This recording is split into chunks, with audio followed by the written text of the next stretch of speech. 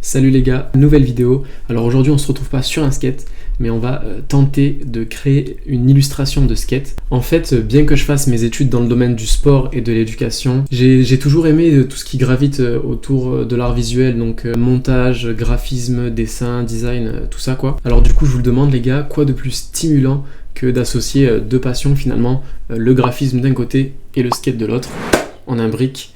Et ça donne ce qu'on va essayer de faire aujourd'hui. Alors faut savoir que c'est pas la première fois que je fais ça entre guillemets.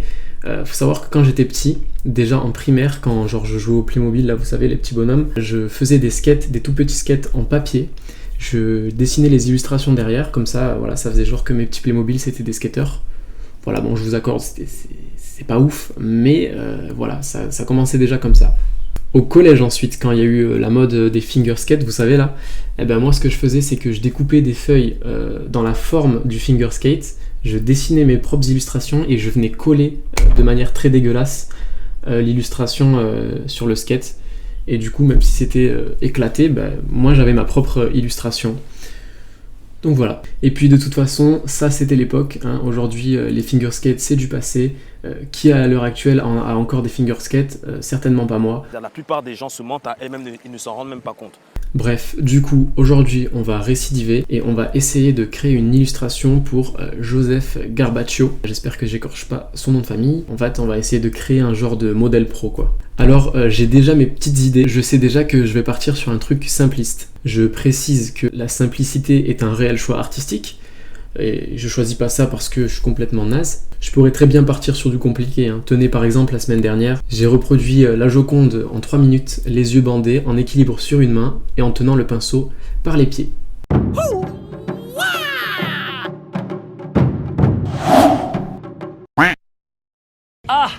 Je sais aussi que je veux partir sur un délire d'illustration du style Scarface. Vous voyez un peu la cover du film Scarface. Si vous voyez pas, je l'affiche juste ici. Et voilà, en gros, j'aimerais partir sur un truc comme ça en noir et blanc. Donc voilà, c'est ce qu'on va essayer de faire aujourd'hui. Du coup, voilà, on se retrouve sur Photoshop. Alors voilà, on va se baser sur un skate nu, on va dire. C'est un truc que j'ai fait pour pouvoir commencer, pouvoir poser nos illustrations après par-dessus pour voir ce que ça donne. Bon déjà, première étape, on va aller récupérer une photo de notre petit Joseph sur Insta. Du coup, voilà. Qu'est-ce qu'on a? Beaucoup de vidéos de skate, ce qui est logique hein, finalement. On n'a pas une petite photo de sa tête là? Ah, celle-là elle est pas mal, on va voir ce qu'il y a d'autre. Ah, celle-là aussi elle est pas mal, mais je pense que la première va plus nous intéresser. Ouais, du coup, je pense qu'on va partir sur la première. C'est parti. Du coup, on va venir récupérer notre photo de Joseph. Tac. Du coup, deuxième étape, on va venir détourer tout simplement le corps de Joseph. Ah oui, je tiens à préciser que je ne suis absolument pas graphiste. Je n'ai pas fait de formation de graphisme. J'ai appris sur le tas, quoi. Donc du coup, m'en veuillez pas s'il y a des pros de Photoshop, des pros du graphisme, etc. Au contraire, je veux bien des conseils.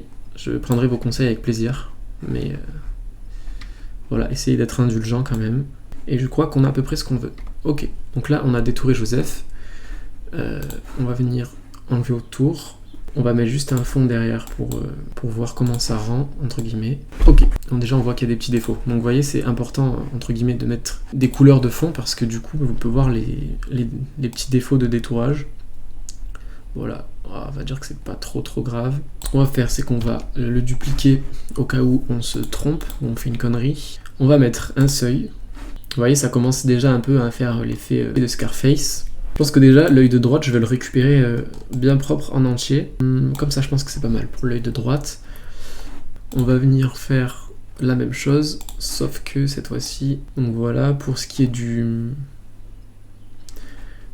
côté gauche, bien sombre, mais vous verrez qu'on viendra encore plus assombrir par la suite. Du coup, ce qu'on va faire, c'est qu'on va venir effacer cet œil-là, et on va venir récupérer les détails de l'œil qu'il y a dessous, en fait, ici. Du coup, tac, voilà. Donc, j'imagine que c'est pas hyper cohérent en termes de lumière, d'ombre, etc., mais je trouve ça quand même mieux quand l'œil il est beaucoup plus clair. Maintenant on va les associer. Et ce qu'on va faire, c'est qu'on va venir assombrir les zones parasites. Voilà, on va dire les zones parasites en blanc là. qui sont pas très jolis. En fait, je veux vraiment un côté tout noir, complètement ombré. Ça, on va totalement l'enlever, parce qu'on va pas faire un skate de marque Lacoste. Donc, du coup, on va l'enlever. Donc là, du coup, on a notre Joseph en mode Scarface un petit peu. Donc du coup, ce qu'on va faire, c'est qu'on va venir le mettre sur notre skate, en fait, tout simplement. Ici. On va l'agrandir. Là, je pense que c'est pas mal. On va créer un masque d'écrêtage. Ça veut dire que... voilà, ça veut dire ça, en gros... En gros, ça veut dire que le calque qui est au-dessus ne dépassera pas la forme du calque qui est en dessous, quoi. Sur ce calque, on va venir peindre en noir la suite du skate. Voilà, en gros, l'idée que j'avais, c'était à peu près ça. Maintenant, il faut mettre un fond, parce que juste le fond blanc comme ça, je pense pas que ce soit assez beau, on va dire. Il faut que en fait, le fond fasse ressortir Joseph. Du coup, je pense que je vais partir sur un fond bleu clair, mais assez tamisé. Genre là, c'est beaucoup trop fort. Pas trop... comme ça à peu près, je pense que là on est pas mal. Donc un fond qui fait ressortir Joseph, mais qui est pas trop intense pour pas attirer l'attention sur le fond finalement. Là on a à peu près le skate que je voulais. Du coup on va rajouter tout ce qui est marque. On va écrire le nom de Joseph comme ça montre bien que c'est son modèle pro. Je crois que Joseph il skate du Jart si je me trompe pas. Du coup on va aller chercher le logo de Jart. Ok, il y a celui-là qui est en très bonne qualité. Celui-là mauvaise qualité. Hop, on va prendre celui-là. Ok, du coup là on a le logo de Jart. Ce qu'on va faire, c'est qu'on va venir en fait inverser les couleurs. En fait, j'aimerais que le Jart, l'écriture Jart, soit en blanc et que le fond soit en noir. Mais ça, le fond, on verra après. Ça et ça, on va le foutre en blanc, si possible. Ouais, c'est bon. On a notre logo de Jart. Du coup, notre petit logo Jart. On va le mettre comme ça, ici. Ensuite, on va venir écrire Garbaccio au-dessus du logo de Jart. On va le mettre dans une autre police. Comme ça me paraît pas mal. Du coup, voilà, petit Garbaccio qui montre que c'est bien son pro modèle. Est-ce qu'on rajouterait pas un petit logo, le petit logo de la chaîne? Est-ce qu'on rajouterait pas le petit logo de la chaîne? Voilà, on a récupéré le petit logo de la chaîne. Et ouais, non, en fait, pas du tout. Pas du tout, c'est hyper moche. Je pense que on va le laisser comme ça. Ce qu'on va faire, c'est qu'on va essayer de mettre un petit peu des reflets sur le skate pour rendre ça un petit peu réaliste. Et voilà, on se retrouve tout de suite pour le rendu final.